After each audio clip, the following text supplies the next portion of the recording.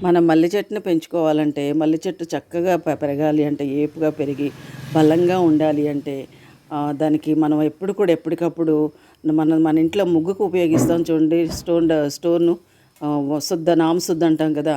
దాన్ని పౌడర్ చేసి నీళ్ళల్లో కలిపి దాన్ని మొదల్లో 15 రోజులకోసారి ఇచ్చినట్టయితే దాని ఆకులు గ్రీనిష్‌గా వచ్చి చెట్టు బలంగా పెరుగుతుందన్నమాట అండి.